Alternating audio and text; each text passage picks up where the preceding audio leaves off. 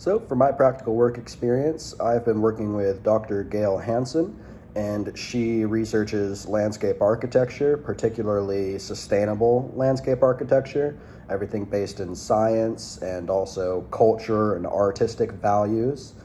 And for my project, what we were trying to do was create a research study which involved interviewing both homeowners and landscape practitioners who have some sort of relationship with agroecological landscaping. So the homeowners would be people who have adopted agroecological landscaping practices, and the designers are people who design and install agroecological landscaping practices. And what we wanted to do was interview them to understand the motivations and barriers behind adopting these practices. What drives somebody to switch from a turfgrass dominated landscape to an agroecological landscape, and how does the perspective of the homeowners compare to the perspective of the landscape designers. So my job title would have been a student researcher, or I think it was just student researcher. And my role was to basically orchestrate the majority of the process. Dr. Gail Hansen was just providing, sort of mentorship, advice, and experience with getting things done. But I was the one who was crafting everything and contacting people, etc. And the biggest part of this project was getting approval from the Institutional Review Board, which ended up being a nail in the coffin for the project, as it took too long to actually do the project before I was going to be able to graduate. So sort of at the last minute, we transitioned to another project, which involves using a framework that was established by another set of researchers in academia. And they established a framework for evaluating multifunctional landscapes at the farm level.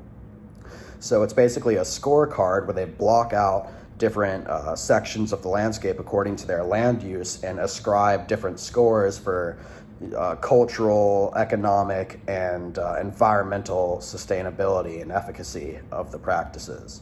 So what we did was we took that framework and applied it to a hypothetical design that would be suitable for your average suburban lot.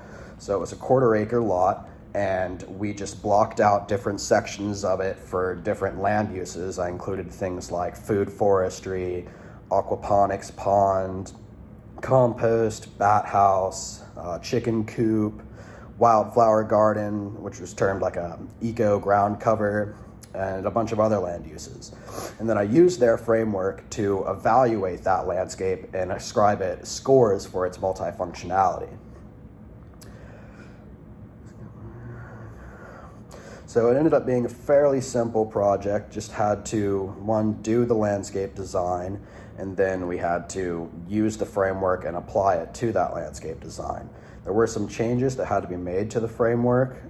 For instance, I changed some of the categories to be more applicable to our purpose. And I also added a total columns, which I don't know why they didn't add that in the first place, but adding a total column allows us to evaluate all the total scores for each land use practice. And Dr. Hansen and I were interacting quite frequently anytime I had questions for her, or needing to submit things for her approval, make sure that I hadn't made mistakes, and etc. And this really relates to my degree and my academic and professional plans, in that I would like to be a landscape architect, and I'm also interested in the research side of things. I would like to have a research role at some point as well, and I want to help further the goals of sustainable landscape transition. I want to help people transition from a turfgrass dominated lot, a bunch of non-natives and primarily ornamental species, and get native species and functional species, things that are sequestering more carbon, that are providing food, that are providing ecological services such as pollination or heating and cooling mitigation. So this project is something that I can apply in my future by using this same framework and applying it to more designs that I make, and being able to ascribe them different scores of multifunctionality, and being able to compare different strategies and how that impacts multifunctionality of the landscape.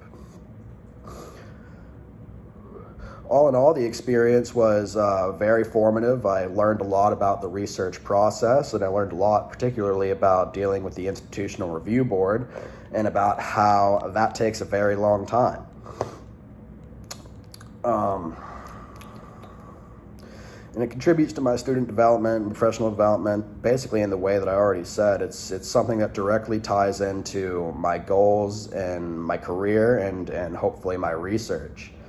Multifunctionality in landscapes is incredibly crucial for having landscapes that are not just ornamental and may even be deleterious to the landscape, but are providing services, providing habitat, providing food, carbon sequestration, flood control, reducing water usage, reducing agrochemical usage, etc. And would I recommend this project to future students? Well, the second project, the project that I'm going to be actually finishing off the semester with, yeah.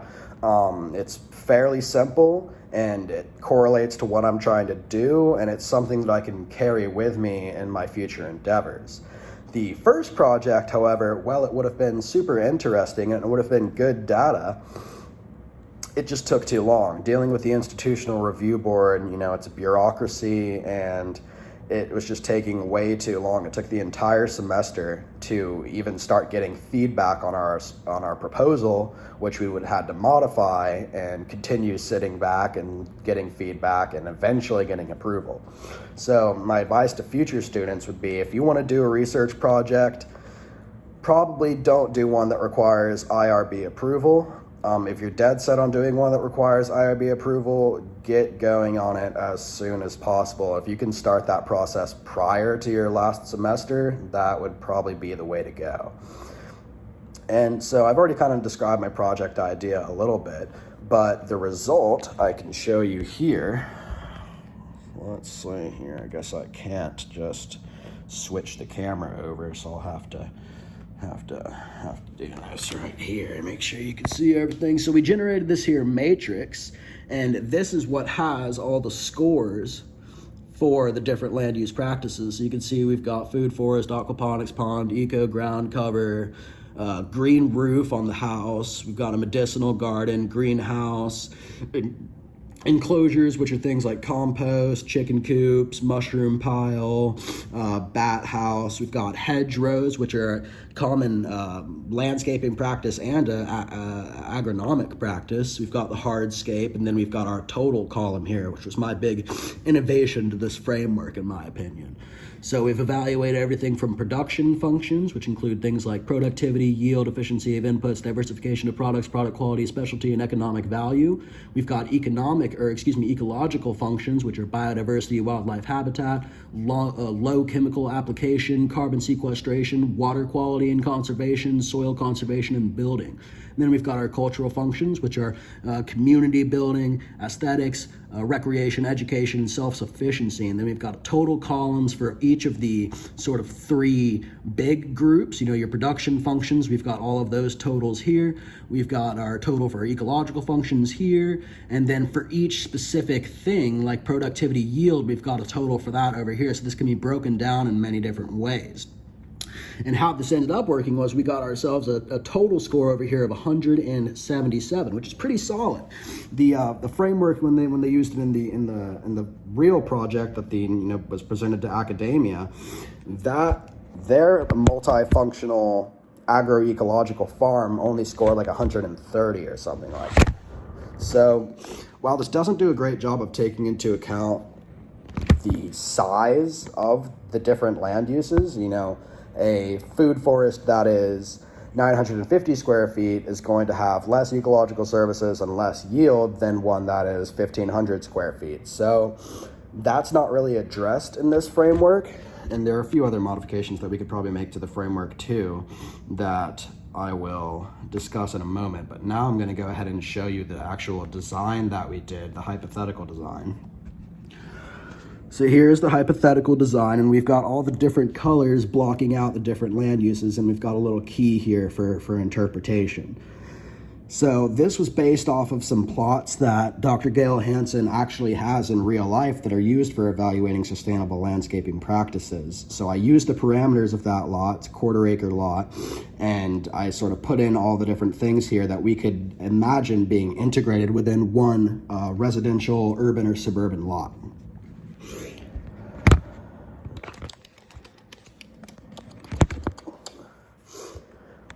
Yeah, so the framework really, it's a good framework and it's effective, but there were some modifications that had to be made, including the total column is something I already mentioned, and changing some of the categories to things that would be more applicable for us is already mentioned. Relating to that total column, they actually did not give a total for their performance sum, the total multifunctionality score of the lot. That had to be added together manually. So I just incorporated that within my spreadsheet here to make it a bit more intuitive. And that is everything. Thank you so much for your help over the semester. Peace out.